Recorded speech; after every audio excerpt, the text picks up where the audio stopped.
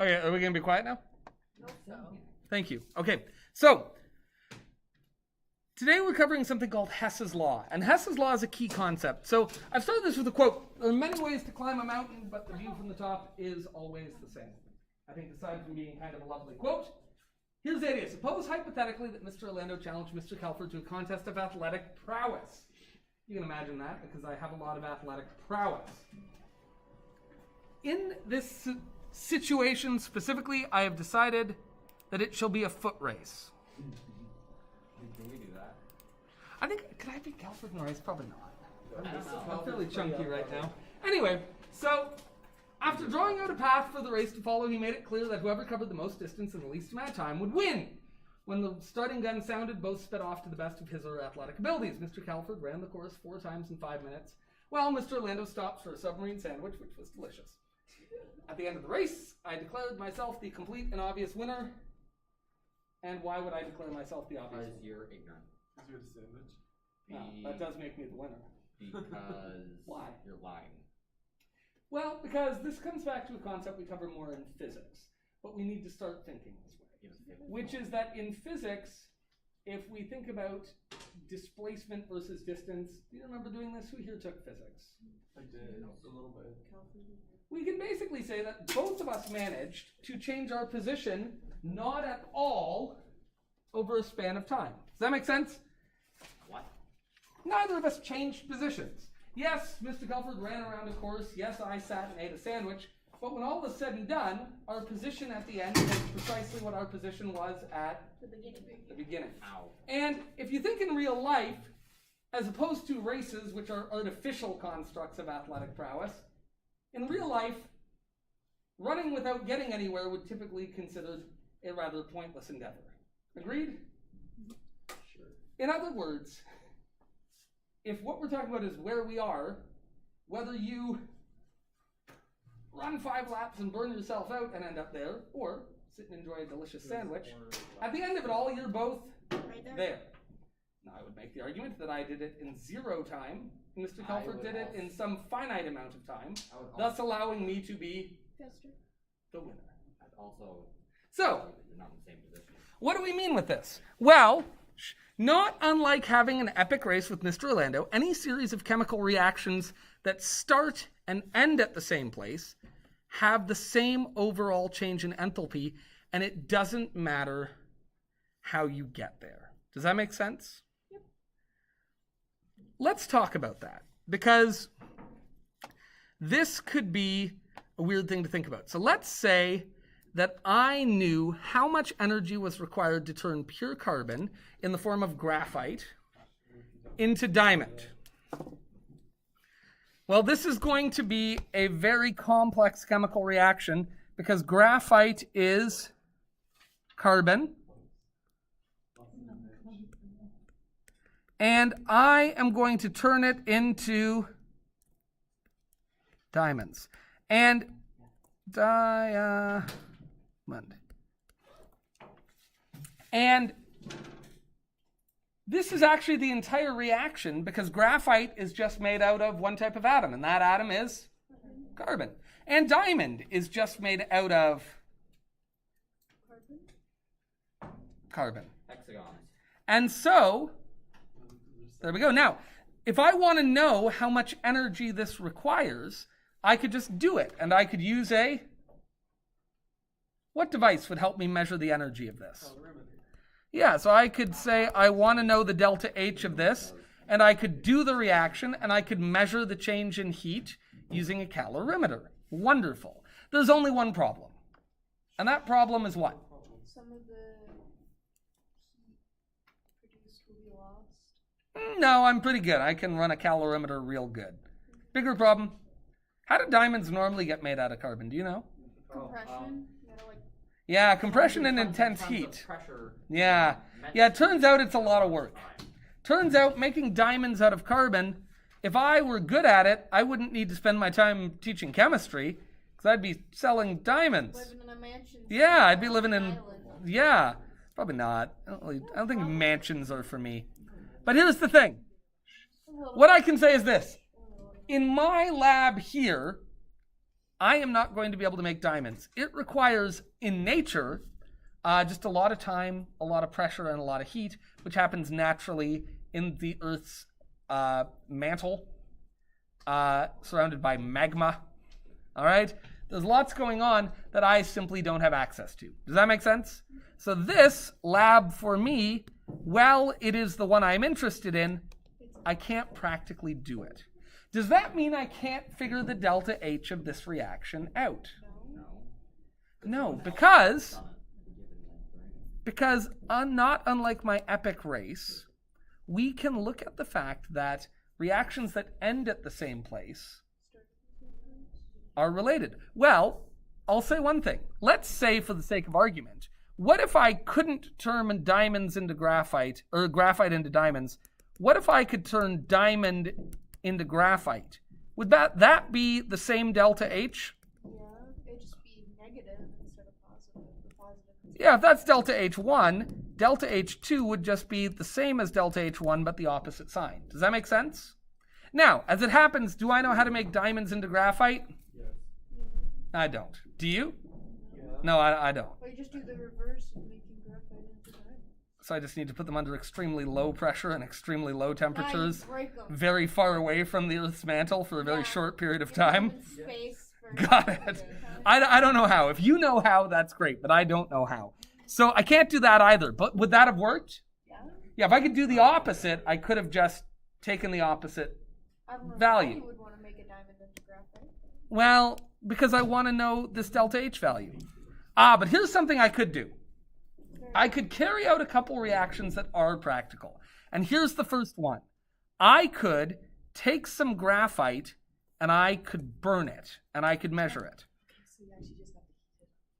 Yeah, so if I take graphite and I react it with atmospheric oxygen, I can burn it. So I could take pencil lead, and this is true, by the way.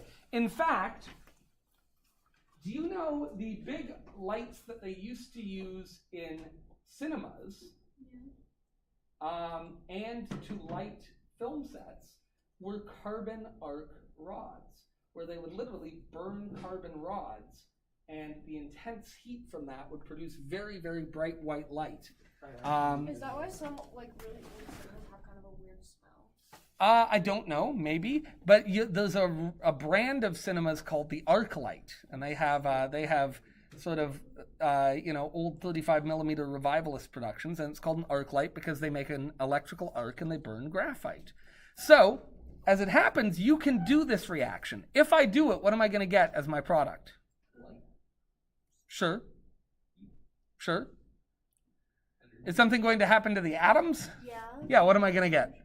You're gonna get whatever the carbon chain looks like for graphite with some oxygens on it. You know what I'm going to get. That oxygen's going to go in there, and it's going to... like complete combustion reaction. Sure, what am I going to get? So you're going to get water and carbon dioxide. I'm going to get water. Where's the water coming from? Where's the water coming from? There's Complete no. combustion reaction. Well, but pay attention There's to no the hydrogen. pay attention to the reactants. There's no hydrogen. Well, then you're going to get carbon dioxide. Very good. Bingo. If I have lots of oxygen available, I'm going to get carbon dioxide as a gas. And I'm not going to get any water, though you're totally right that normally we would. But in this case, I'm not going to get any water, only because graphite doesn't have any hydrogen on it. Right? It's just carbon. It's a big old chain of carbon. And if I do this reaction, I can find that, in fact, I get 394 kilojoules, which is a fair amount of energy. 394 kilojoules, 394,000 joules of energy for every mole of graphite that I burn. By the way, how much does a mole of graphite weigh? Graphite's just carbon. 12.01 grams. For every 12 grams of carbon I burn, I'm going to get 394 kilojoules of energy. That's quite a bit. A lot of energy. This is why burning graphite, we were able to produce very, very bright light, and the graphite rods would last a while because it doesn't take much graphite to give you a great deal of energy. Mr. Orlando, sorry to interrupt, but No, don't be. I'm selling this Microsoft Surface. Okay. It's a piece of crap, don't buy it. Oh, it's interesting that you mentioned that because I knew a few people wanted to pay $8 for it. And then they said they wanted to donate that $8 to me and I'd go buy candy with it. I think that sounds good. Chris, you're turning into me leaving your stuff everywhere. I'm pretty sure my sweater's in your room too for work. All right. So, we're going to call this reaction A. We're going to refer back to this. So I want to call it reaction A so we can quickly talk about it.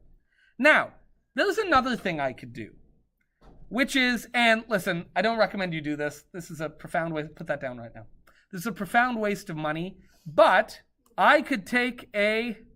Diamond and burn it? Yes. Now again, do I recommend you do this? Probably not. No, but somebody has done it because we know how much energy gets released if you do it. You can look this up. So somebody has taken some diamond and they've done burned it, and they used a calorimeter. And what they found is that when you take a diamond and you burn it, what do you get? Well, again, we're going to get CO2 in its gaseous state. And this time we get more energy. In fact, we get 396 kilojoules of energy. By the way, might I note, why did I put energy on the right side in both cases?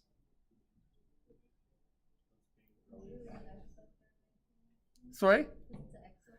Good. Even if there was no sign here, do we understand that burning things is exothermic? Yeah, we instinctively understand that when we see flames, that means the thing has gotten hot, right? So we understand that when we burn something, it's exothermic. How do I know also from the information given to me in the reaction that it must be exothermic? Yeah, delta H is negative, and a negative delta H translates to energy being released, whereas a positive delta H would tell us that energy is being absorbed. In which case, if I wanted to put it in the reaction, where would I put it? On the left side. Good. Is graphite like the strongest material in the entire world? Nope, but it's quite strong. Yeah, but what Um, something with the carbon chain? And even then, graphite has strong compressional strength, but very weak tensile strength. But then you get something called graphene, which is itself fascinating. It has very big tensile strength. So lots of different things. Anyway, we'll get back to that. Diamonds, by the way, very strong. Very, very hard. So now, here's the thing. Instinctively, if you look at this, instinctively you can tell me the enthalpy difference between graphite and diamond. Just look, you can tell me. There's 200 more joules in between diamond to CO2 in burning diamond. 200? 200 joules. Yeah, 2 kilojoules isn't 200, it's 2,000 joules. You got it. Bingo. Very good. Whoa, what did Jonesy just tell me? Bang on. It takes 2,000 more joules to burn diamond than it does to burn. Yeah, not takes, but we get actually, but still you've got the idea. Look, there are 2,000 more joules. There's 2 kilojoules more in the diamond than there are in the graphite. Can you see that? Does that make sense? We get a little bit more energy when we burn diamonds than we do if we burn graphite. Do we get a lot more energy? No, it's pretty slight, less than 1%. But all the same, this tells us diamond had more energy in it than graphite did. Does that make sense? Yeah. Cool. This is key because what you just instinctively did actually answers this question. Because if I want to take graphite and turn it into diamond, in the end, overall, when all is said and done, how much energy will I have to put in to make a mole of graphite into a mole of diamond? 2 more joules. 2 more kilojoules, sorry. 2 more kilojoules. Which would mean, since we're putting the energy in, that would be positive 2 kilojoules. That's to make it. That's right.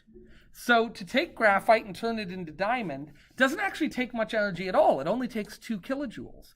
Now wait, you say, but doesn't it take tons of pressure and heat? Yes.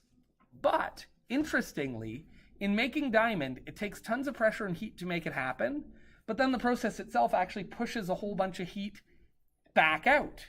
And when all is said and done in the net, it actually takes there's very little energy difference between the two. making diamond from carbon puts a lot of heat in, then pushes a lot of heat out, and on balance, there's not a big difference. You actually only have to put 2 more kilojoules in per mole than you end up getting out. The difference isn't very big, and we can tell that because burning both tells us that. When we burn both, we get the heat of them out, and we can figure out the difference between that. Now, you guys just instinctively did that, which was great. The question is, how do we show that to be true? And now we're going to do something that we've never done before. Look at me. Algebra. A chemical equation is Algebraic expression. it's an equation. And if it's an equation, you can do algebra with it. And you've been doing this all along, right? Because we've been multiplying and dividing equations, right? We have been multiplicative with this, right? We have said that if you have an equation, you can multiply it up and make it 10 times bigger, do 10 moles. Or we can divide it down and just do a couple grams. So we've been multiplying equations all this time. But you know what we haven't done yet? Monster. Sure we have. Yeah, we've made recipes smaller. We've done things less than 1 mole. What we haven't yet said is, what if we took this equation and tried to put them together? And on the face of it, listen, look here. On the face of it, this is intuitive. Let's imagine this. Look here. Let's say in one container, I had hydrochloric acid reacting with sodium hydroxide. What would that give us? Nice simple reaction. NaCl and water. Very good. And I'm not even going to put the states because we're just trying to prove a point. And let's say in the same beaker, in the same place, I had, I don't know. I got to make sure I don't use these same things. Let's say I had potassium hydroxide reacting with, can I come up with one that'll actually happen? Or potassium sulfate. Oh, God. Calcium, I've got chlorine there already. But that's okay. Actually, that'll work. What will this react to give me? K2Cl2 and K2Cl2. Yeah, you're not wrong that that's the ratio. But K takes a charge of 1, Cl takes a charge of 1. So KCl is that. But you're right. How many of these am I going to get? 2 of them. Good. And what else will I get? Ca and SO4. Yeah, and those work because Ca takes a charge of +2, SO4 takes a charge of -2. There we go. Okay, now, if these happened in the same container, would it be fair to say that in this container, I am starting with HCl and K2SO4 and CaCl2 and sodium hydroxide, Not really. and at the end I'm getting 2 potassium chlorides and 2 calcium sulfates and 2 sodium chlorides we need 2 calcium sulfate. and water? No. Yeah, I just misspoke. Would that be fair to say if these 2 things happen in the same place, we could say it all in one breath? It would change the reaction. Maybe. Change the reaction. Would it? It could. As it happens, I picked things that don't react anymore. These are all good. These are going to live together. Those aren't going to undergo displacement reaction. They don't But care. reactants could react differently. These aren't going to react. So no, this would work. I promise. I picked it with a little bit of mental acuity. That happens sometimes. So is it fair to say these all happen together? No. Why not? Because How does the could be HCl now different react with over there. K2SO4? It's not. That's the point. It's going to react with the NaOH. Why? yeah, But they're because happening in the the same place. So here's the deal. Listen. Shh. It's okay to have things in this reaction. What's actually reacting? Well, in this reaction, this is reacting with that. And that's reacting with that. That's okay. How can you can't- Now, is this the most efficient way to write this? No.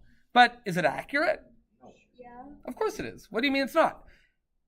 In one beaker, I'm doing a reaction. This is happening and that is happening. So they're all happening. And by the way, we say a reaction is an equation, and this is algebraically true. If I say in one beaker, this is happening and that is happening, just like with algebra, on the left side of the equal sign, we would just add everything together. And here they all are all added together. And on the right side of the equal sign, we would add everything together. If reactions are equations, and they are, you can do algebra with them. And algebra includes addition. And if algebra includes additions, it means you can take two reactions and say, well, what would happen if we put them together? Now, let's do that with our example of diamond and graphite, because this is going to be instructive for us. So we go over here and we say, okay, if I wanted to put these two reactions together, I could do that. Now, don't write this. All right, look at me. We're going to do a thing where I don't write it. If I just added them together, I could say, well, if I had some graphite and I burned that, and I had some diamond and I burned that, could I put those two reactions together? No. Why not? I couldn't do it at the same time. Yeah, you could do it. I mean, even think physically. Could I make a little pile and put some diamond and some graphite in it? Oh, of course, yeah. Why not? So I can put those together. I could have graphite and I could have diamond.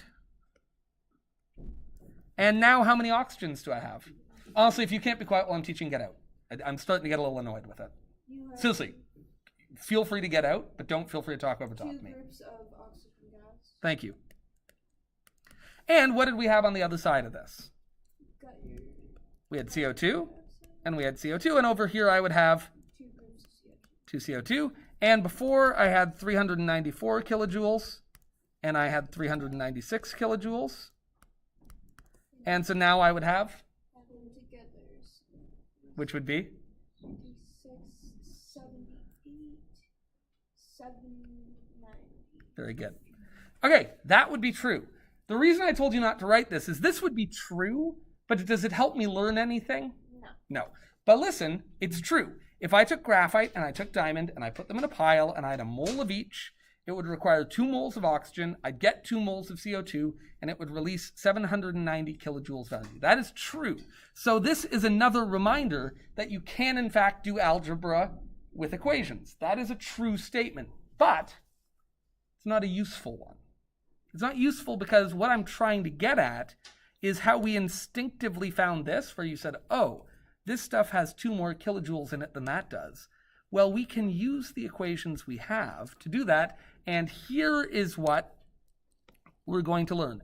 When we want to manipulate equations just like we want to manipulate algebra, we can change things around. We can alter equations. So look here.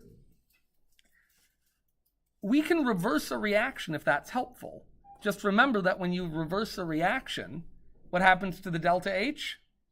It also reverses. If the energy had been a product when the reaction was going forward, when you reverse it, don't forget that now the energy is going to be a reactant. So let's look at this. If we look at these, what I want to say is I want to figure out what would happen if graphite became diamond. That means I want graphite to be a reactant and I want diamond to be a product. Is A lined up for that? No. Graphite is a reactant and? Sure, but look at graphite. Graphite's a reactant. Nice. And do we see diamond in here at all? No. No, so that doesn't matter, but graphite's where I want it to be. Does that make sense? Great. But here, is this lined up properly? No. No, because in my reaction that I'm targeting to get to, in the reaction I want to find, diamond is a Product. But here, diamond is a Reactant. reactant. All right. So reaction B isn't set up the right way for me. So we're just going to say that. We're going to say here that A is in the correct direction.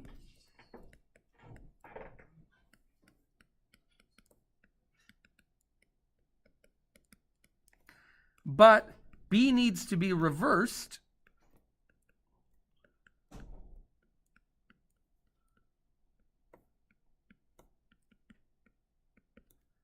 so that diamond is a product, not a reactant.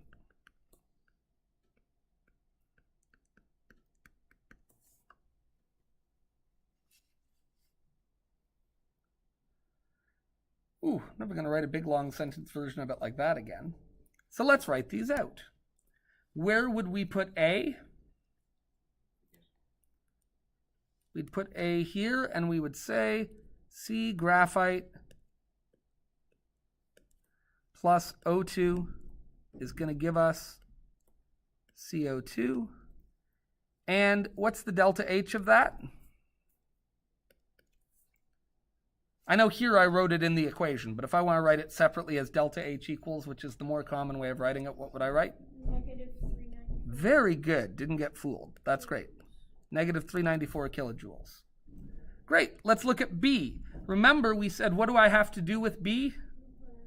I have to reverse it. And to reverse it, I'm simply multiplying it by -1. I'm making everything negative. And in a reaction, having a negative of a thing means that it changes its side. If you used to have it as a reactant, well, negative reactants are products, and negative products are reactants. Does that make sense? Saying, oh, we end this with -5 moles of CO2 means at the end we have 5 moles less of CO2, which is another way of saying we had to use CO2.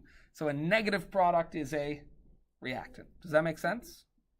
And it's not quite as intuitive to describe a negative reactant out loud. I don't, you know what I mean? But even then, saying like, oh, we have to use negative, well, that isn't as intuitive. Adding and you got to bring something from one side to the other, and just drop it. Very good. So if I'm reversing reaction B, how am I going to write it here?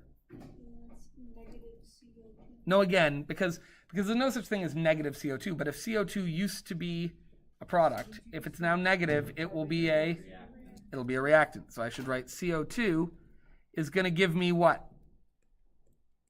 It's going to give you your diamond. Yeah, C is a diamond. And what else? O2.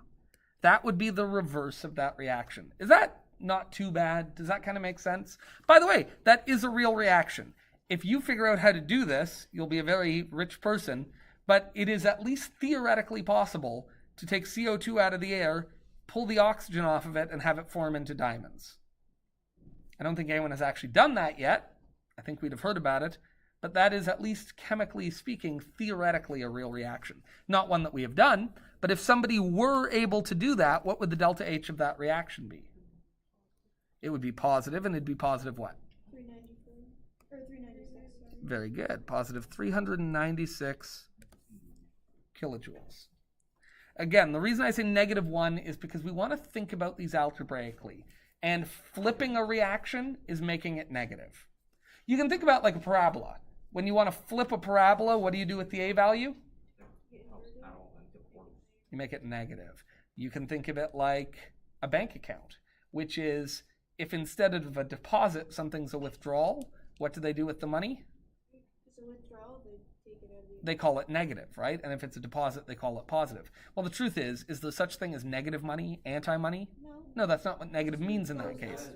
In that case, negative and positive just refer to where it's going. Negative means out of the account, positive means into the account. Well, in a reaction, you can actually think of everything on the left side of an equation being negative. We're losing all of our reactants. And you can think of everything on the right side of the equation as being positive. We're gaining them. That makes sense, right? There's a stupid space because I want the arrows lined up. Because my math teacher taught me you should always line up your equal signs. And since we're thinking about this equation as math, we're going to line up the arrows. And now, what if I put these reactions together? What if I add reaction A plus -1 times reaction B? Well, let's add them together. So on the left side, what do I have? You've got your graphite, I've got graphite. What else do I have? your CO2, I've got CO2. And, your O2. very good. And on the right side, what do I have? You've got your diamond I've got diamonds. and more O2. And, More O2. yep, and? And your energy, which is... Yep, we'll get to that, but what else? Your CO2. The CO2. Very good. And you're right, if I'm going to add the equations together, I also have to add together the delta H's. And what are the delta H's? What do they sum to? Very good. Man, kudos to you guys, because almost always people miss the negative sign when we do that one. So good for you. Very good. So now, if I had graphite and I put it with some carbon dioxide and some oxygen, and I made it into diamond, well, the first thing I note is what would I still have? And CO2. So the oxygen and CO2 in this case, are they doing anything? Not really. We might as well also say, hey, Tim's there. And oh, at the end, Tim is still there. He didn't die. And I could write, Tim's glasses were there. Assuming he has glasses. Just the guy who's doing the reaction. Yeah, in other words, do we have to write all the stuff that was present for a reaction that didn't do anything? No. No. So what didn't do anything in this reaction? Oxygen. But it did do something. You just combine them into Mm. one. It did something in this reaction, and it did something in that reaction. But if I combine these two reactions, I get some things that will change. Combine them and then be like, oh, Ah. they do nothing. But I'm telling you, you can't. That's the thing, is that we have to learn to think, as weird as it is, if chemistry is real, and we have pretty good evidence that it is, we've learned that you can algebraically combine these things. Now, it doesn't mean every reaction is easy to make happen, but it's theoretically possible, at least. Every reaction is theoretically possible. In this theoretical reaction, We can just cross. carbon dioxide would not be doing anything. So if the carbon dioxide is here and there, we have a word for that. We call it a spectator. It can go. What else is a spectator in this new reaction? Which, by the way, spectators aren't necessarily uninvolved. It just means that by the end of the reaction, they're how they started out. It could be that for this reaction to happen, we do need some oxygen and we do need some CO2. But it doesn't matter because by the end of the reaction, they are back as they started. It's a net equation. Very good. Write that in, or would you just? We would skip it. And in fact, as we get going, we'll cross it out before we even finish adding. Does that make sense? So the final net of this equation would be what? Carbon, graphite, arrow, carbon, diamond. What we started Delta with. H equals plus 250. Very good. That's very good. And so listen, here's the thing. It's not, what I want you to understand is this. We're not saying that the way you make this reaction happen is by doing this reaction, then reversing that reaction, having them in the same space. It's not saying that.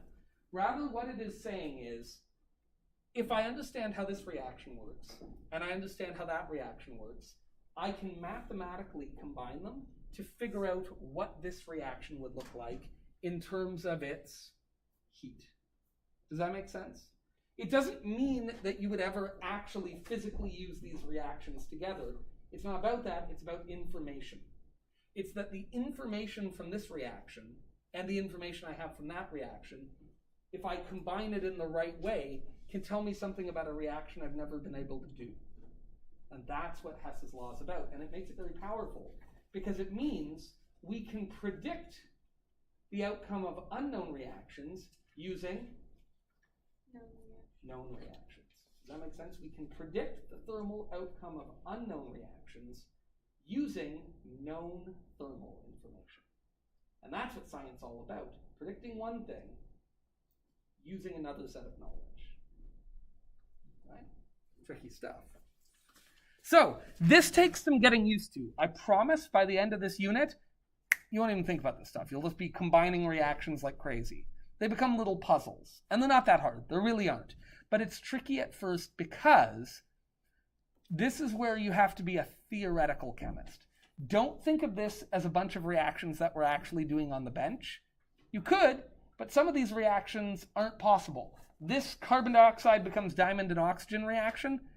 It's not a real reaction. I mean, it's a theoretical reaction, but it's not one that anyone's actually ever going to do because what's that look like? What is the machine you build that turns CO2 in the air into diamond? Right? I don't know.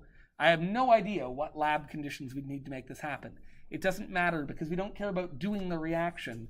We care about getting information from the reaction. And information is what this is all about because we're eventually going to learn how to use this information to predict the thermal outcome of any reaction very easily. So this lesson's the kind of weird esoteric one. Then we're going to work with this for a couple days. And then maybe Thursday of next week, we're going to do the next lesson where you'll go like, okay, it's easy, I get. But we're going to be in this middle space for a bit. So let's try this. This next one makes me angry. No, it's nice and easy. Just really quickly. Yeah. Is there a reason why diamonds are a chemistry teacher's second best friend? What's his first best friend? Graphite cable. Well, I like that. I was stalling for time while I thought of something witty to say, but periodic table's a good answer. I think I probably would have said donuts. I was leaning to donuts. I was leaning at home. You always have a coffee. Can I tell you something? My son works at Tim Hortons, and he brought donuts home last night, and I was like, "God damn you, Greg," because I love donuts so much, and I try not to eat them. And so there's this box of donuts sitting on my kitchen table, and I was like, "Okay, don't eat it. I'm not gonna eat it. I'm not gonna eat it. I don't need a donut. What do I need a donut for? It's 11 p.m. I'm tired. I've eaten dinner. I'm good. I don't need a donut." And I'm like, "Oh shoot, I need a book to read." So I walk down to the bookshelf. I'm walking by the donuts. I'm like, no, I'm good. I'm not gonna have a donut. And then I get my book and I'm walking back to my room and I'm walking by. I'm like, I don't need a donut. I'm fine. So I go up to my room and I'm reading my book. Then I went down and ate all the donuts. All of them. There were 6, and I just ate all 6. 1, 2, 3, I ate all of the donuts. What kind of donuts? They were 2 chocolate dip. There was a Boston cream, there was a honey cruller, and what was the last one? I ate them all. They weren't all the same. I ate them all. And like I had one that I was like, okay, well I gotta go upstairs. I was like, hell with it. There's no pretending here. Anyway, that's a true story. That happened last night. It's true. And I'm sure he woke up and was like, where are my donuts? And I ate them all. I couldn't help myself. I don't know why.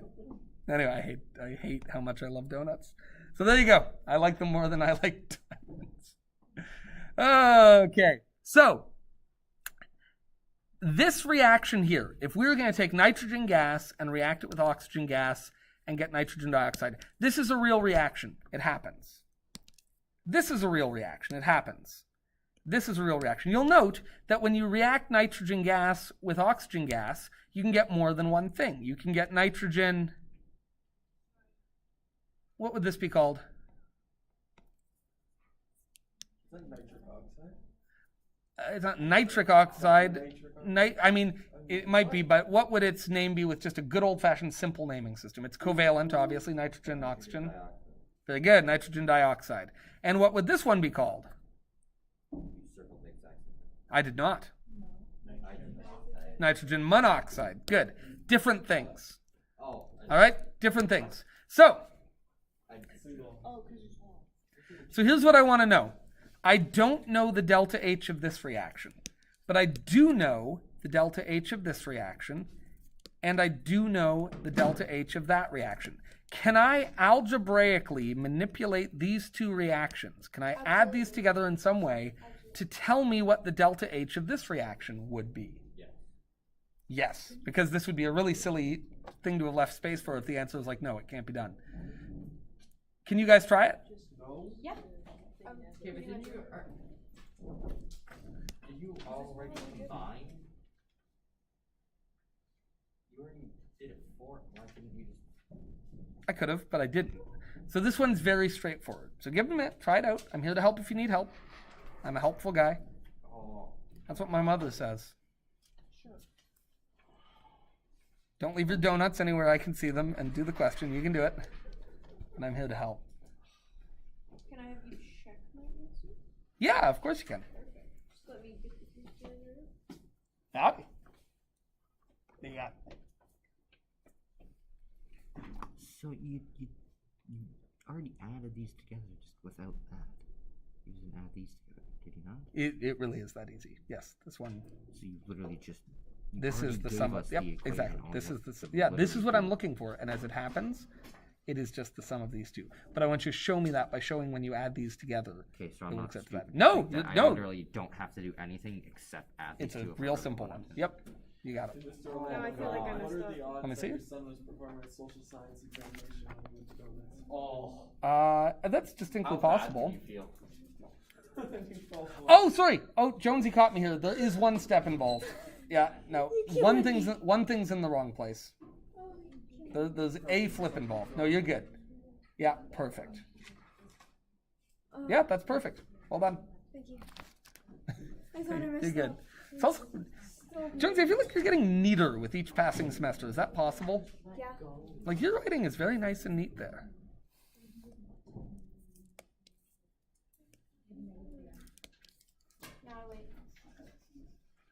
Oh, that was a good one. What, donut? No, I'm working on my and symbols. The donut. They were all pretty good. The thing about a bad donut is, like, did I ever tell you about the worst donut I ever had? No. It was great. It was great, but it was bad. You ever had a bad donut? What's that even look like? Very Like, dehydrated. yeah. Still, I'm sure it would still be fine. No. Okay, a dried out old fashioned donut is disgusting. Oh, you can throw that thing through a window. I think I could enjoy it. Yeah, you'd like put it That's the thing. That's the thing. Say you got a horribly dried out, like it's almost like super, like super dry and stale. I like Oh, junk biscotti. What you're telling me is you made me biscotti. I'm gonna dunk that in my coffee. It's gonna be delicious, right? Like you just can't go wrong. I like to do I guess that if it were like rotten, that's a different thing. But like I wouldn't eat that, right? But any donut that you would look at and it passes inspection to eat, you're gonna enjoy. This is my premise. I like to do that with I saw oatmeal this cookies food because shop oatmeal that cookies was can get really called dry, but I'll Donuts just dip it in my with tea and it's so good. So good. Just those compliments. Oatmeal cookies. It's not compliments. I don't know. Less. Mr. Orlando, have you ever had donuts out of a food truck? Yeah, oh yeah. Have you had donuts? No. It's a good they name, though. literally have Homer Simpson on the front of the truck. I mean, that's blatant copyright infringement. And It's now you're called putting donuts. and now you're putting two things I love together: donuts and being an intellectual property scofflaw. They have the best donuts. Can we talk about the word scofflaw because it's real good? Is that an actual? It's an actual word. It is somebody who scoffs at the law, i.e., doesn't follow the rules. You're right. That's a great word. Isn't it wonderful? Kind of confused. Scofflaw. Kind of. Okay, so this is your target oh, here we are. So this is our target reaction. And so to put it together,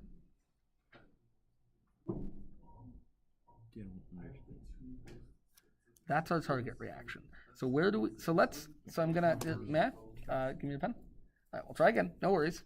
So in our target reaction, it's okay, look here. In our target reaction, let's look at what we have and where it is. First thing we have is N2, and it's on the left side, right? Left side, right, great. It's on the left side. So in here, do we have N2 anywhere? Yes, A. And it's on the left side. That means that I can be pretty confident that that checks out. Now, O2 appears in both of these, so let's ignore that for a minute. What's the other thing on here? 2.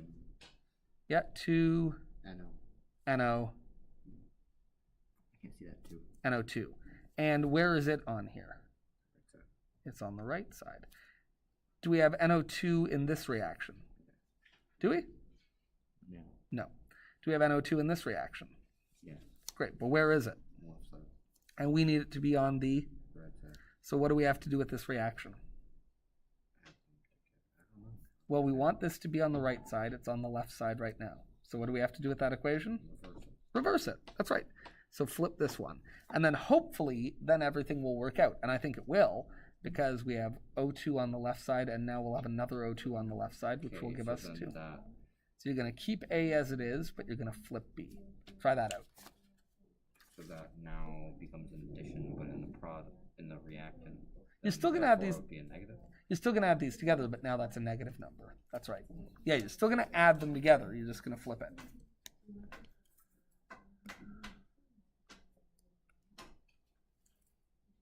My pen. Oh, I'm sorry. That's not my pen.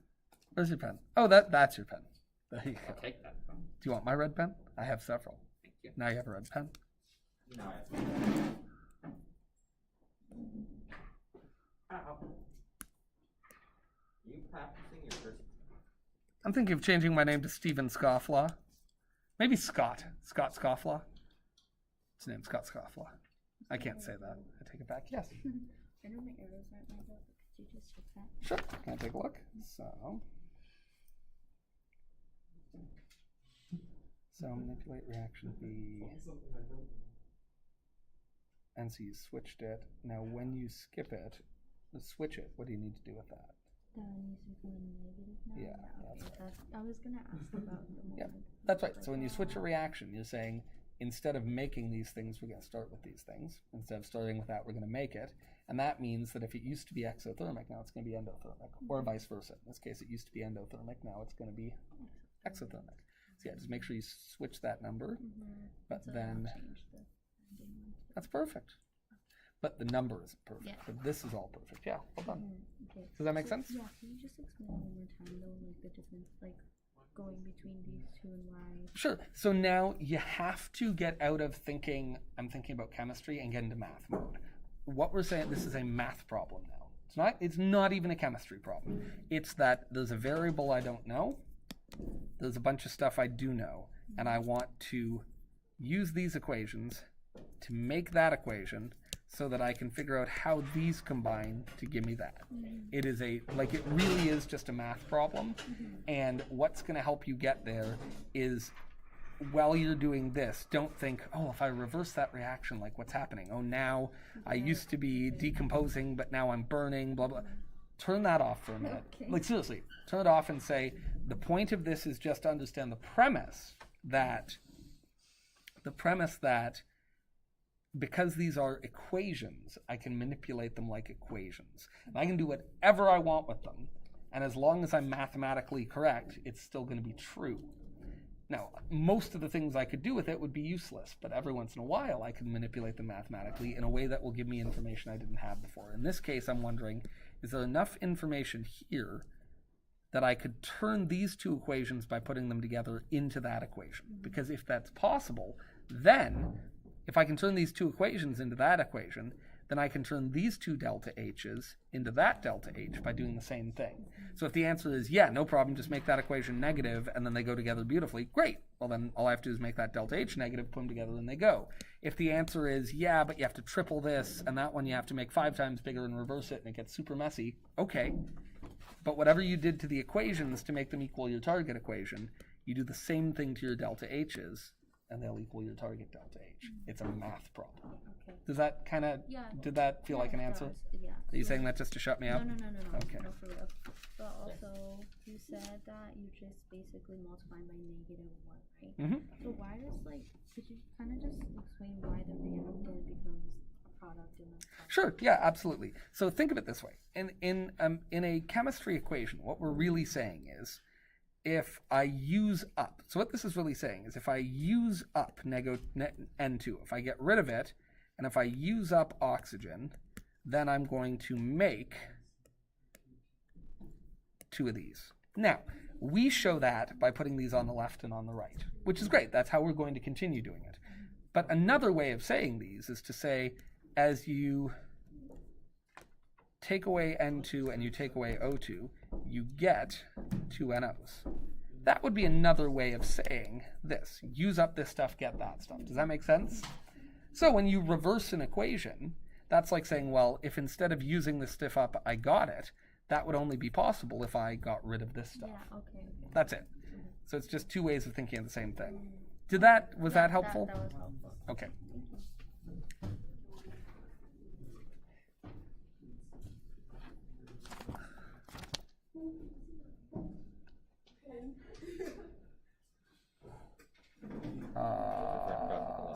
Sorry? Yeah, that's it. And then, yep, beautiful. Perfect. Well done. Is the number right? Looks like it. Well, when we put it together here, we'll see. Positive? Yeah, when we do it, we'll find out. But it looks good. Yes, sir. So yesterday I was working on the mask, Yeah. and I accidentally deleted it. Oh, no. So I made a new one. Okay, see? Oh, that looks good. Oh, we can work with that. Nicely done. Send me this file, okay? And I will prep it for printing. I'll do a couple of I trials. don't know how to add the lens, the Oh, no problem. So what you do is you go back to layout mode.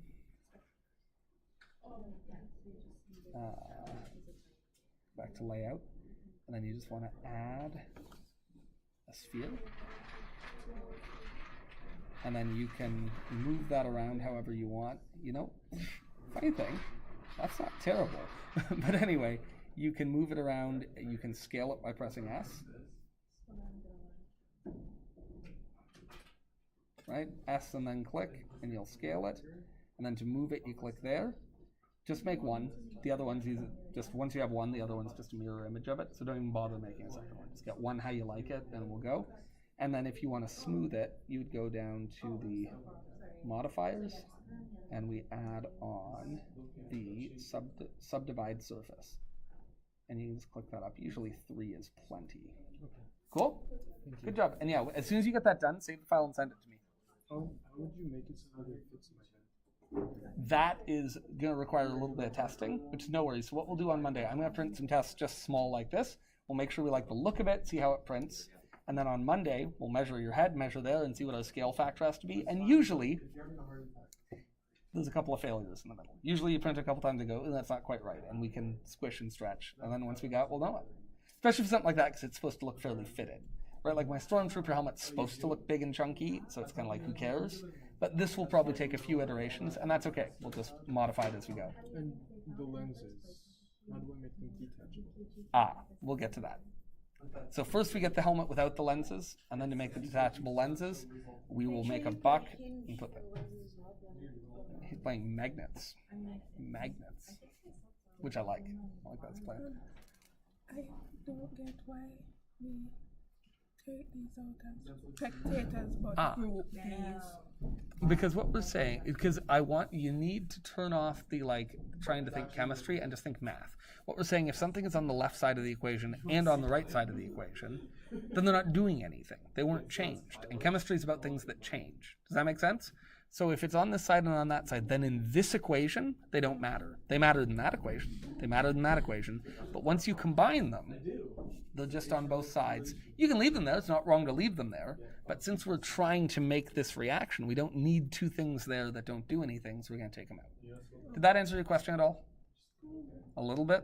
I'll take a little. You'll get that. Okay, guys, let's look here. So, whenever we work with Hess's Law, we're always going to have a target reaction. The reaction we are trying to sort out. And this is our target reaction here. What that means is it's a reaction that we want to know the delta H of, that we don't know the delta H of.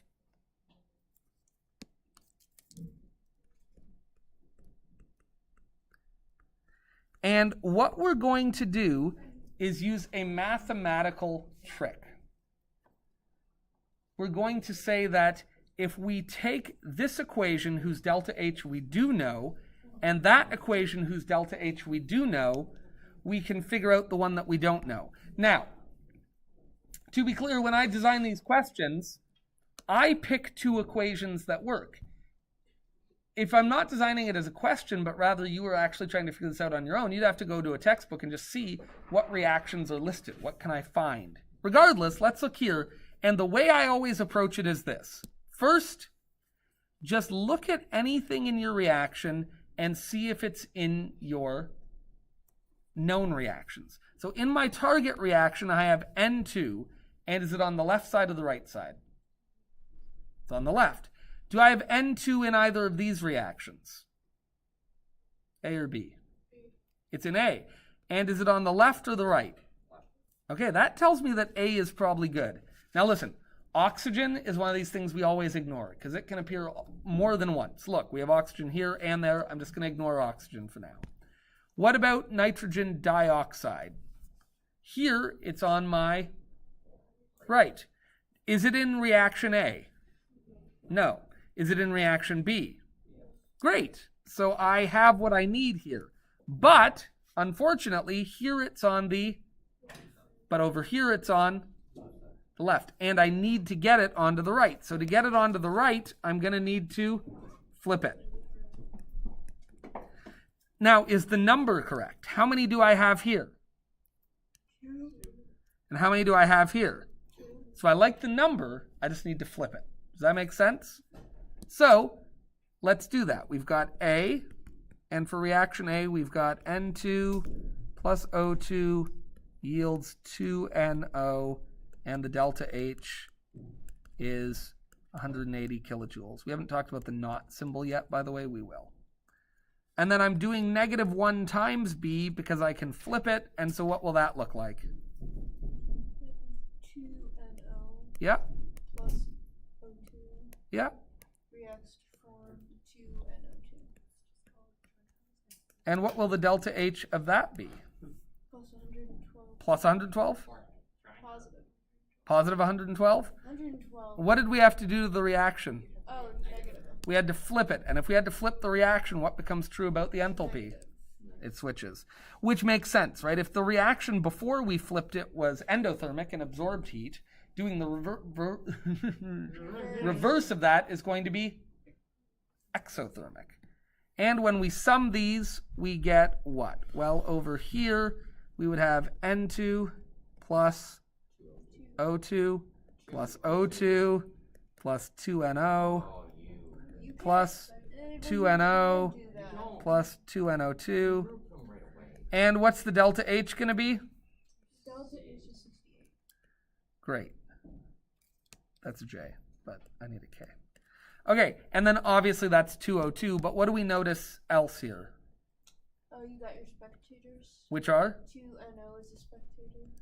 Great. And so we could say what we really have are N2 and 2O2s give us 2NO2s, and the delta H is 68 kilojoules, and not 6, 68.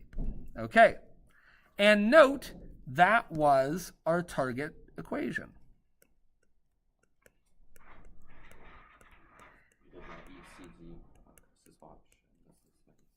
Oh, wow.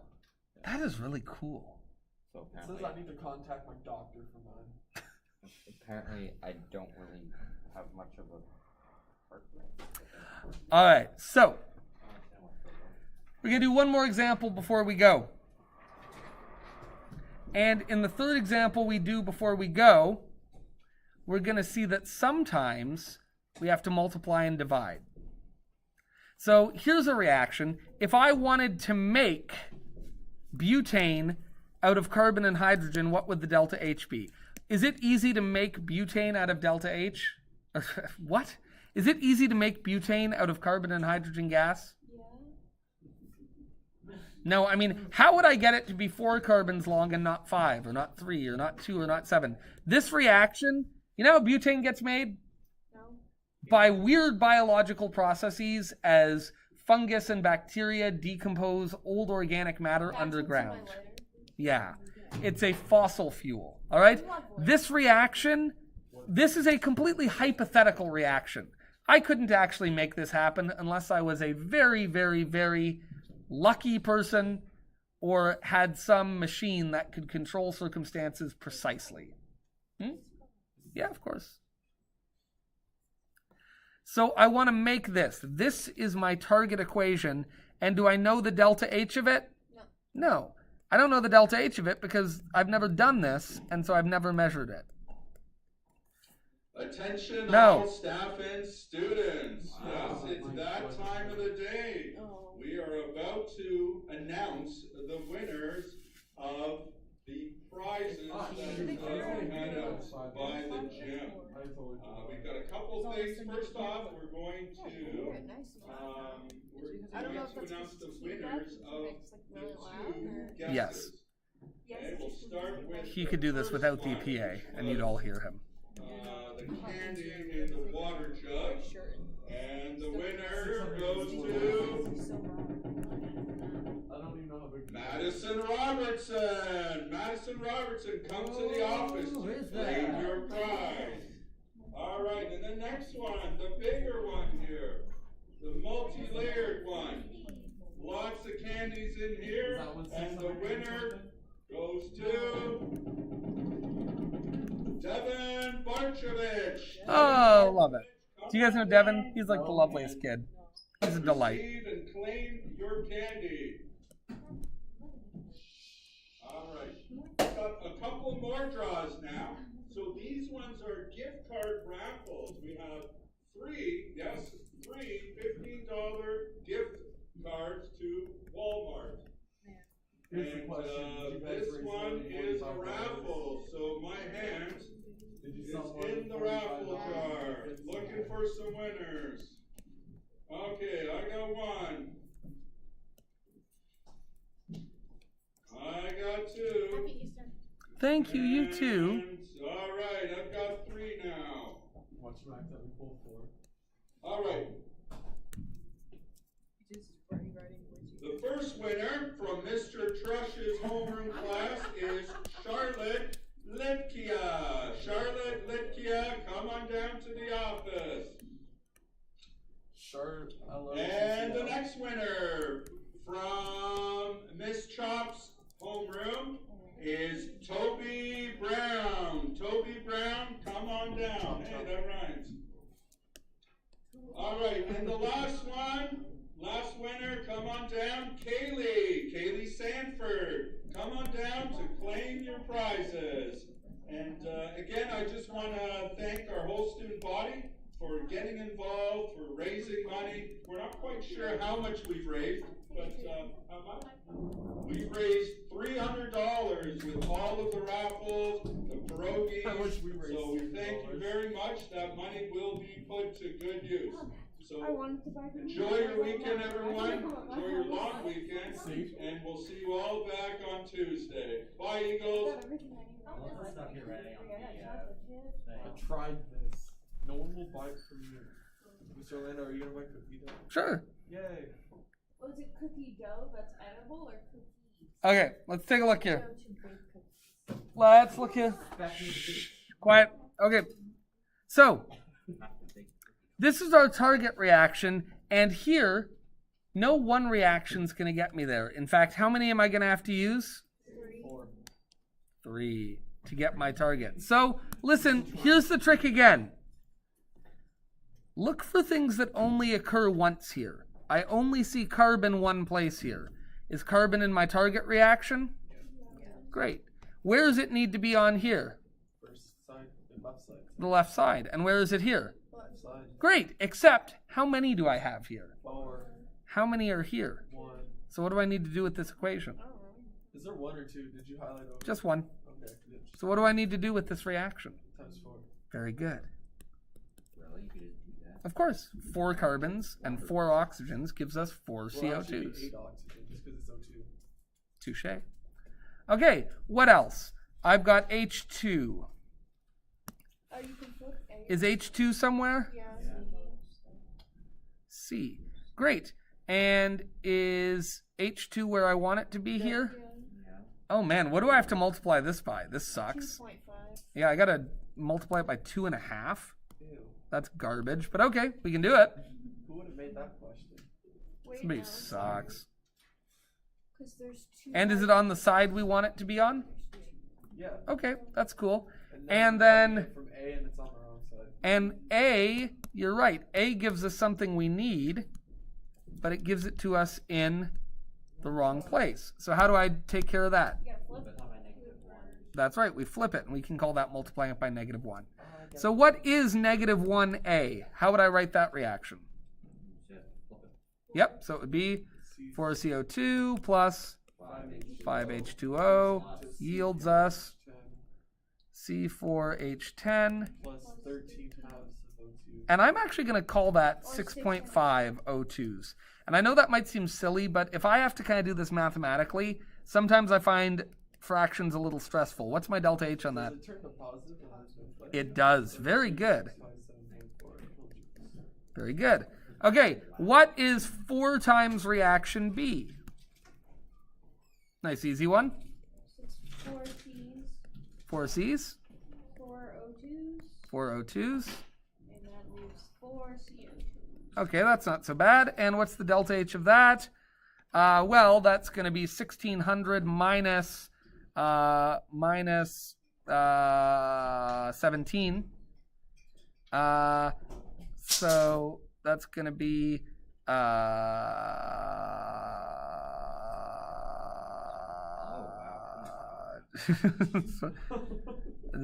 not 17 because there's 4 of them. It's going to be 1600 minus 24 and then another 2 so minus 26. So that should be 1574. Can somebody check that for me, please? Is that correct? Don't you feel accomplished? Wait, no, it's negative. Oh, then yeah. There we go. You almost change your 2 on O2 on the very first. It looks like a Z. I saw it as ounces. And I'm Got like, the number right, but did put the negative sign. Sorry about that. All right, and then what's 2.5 times C? What? No, the very first one. That one. Yeah. Well, 5H2s. So 5H2s, so that wasn't too miserable. 2.5 oxygen. Plus 2.5O2s, yeah, 5H2Os. gives me 5H2Os. Okay, that wasn't as bad as I thought it might be. And can we do 2.5 times that? I mean, I think I could probably get there eventually, but can somebody just do that with a calculator for me, please? You'd be forever. My 1,209 kilojoules. 1,000, how much? 209. 1,209? Okay. And as we go to add these up, let's cancel before. Can we do that? Because it's going to get big and messy. 5H2Os and 5H2Os. Do we see that? They can cancel. What else can cancel? 4 O2s and 2.5 O2s. Yeah, these here add together to give us 6.5 O2s. 6.5 O2s, which happens to be that much. What else? 4 CO2s. 4 CO2s and 4 CO2s. And that leaves us with only 4 carbons 5H2 goes into C4H10. plus 5H2, which is a gas, gives us C4. Does it matter if it H10. goes into versus gives us? No, not at all. Reacts to form, yields, all the same thing. What's this give us? Oh dear God. Okay, well we have a positive 0.4, but the negatives are going to be more, so that's going to leave us with a 0.6 at the end. Oh gosh. That's 2783. So 2783 minus that is going to be 120.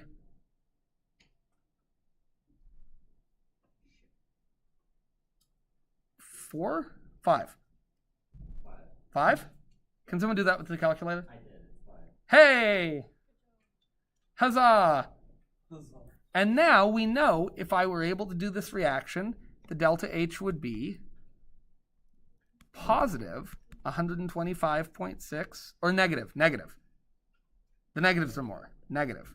So the delta H would be negative 125.6 kilojoules.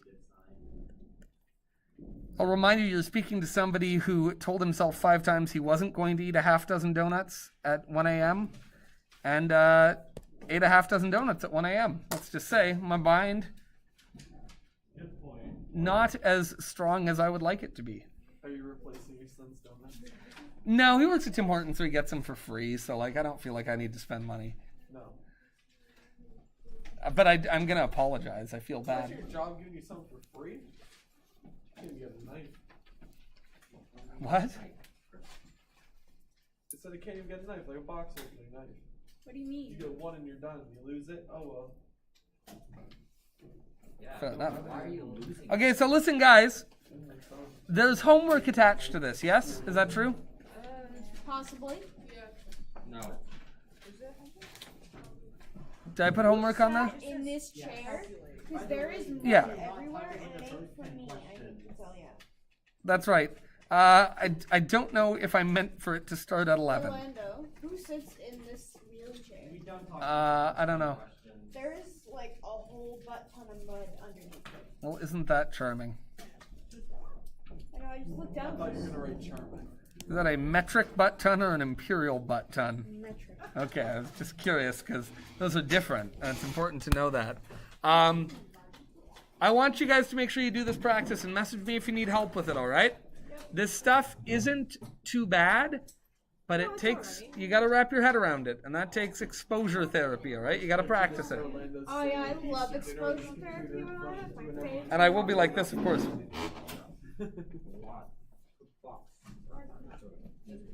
Just make me to go play. Did you just tell me, by the way, they only give you one box cutter at your job? Yes! And so if you're out of box cutters, you're just like, well,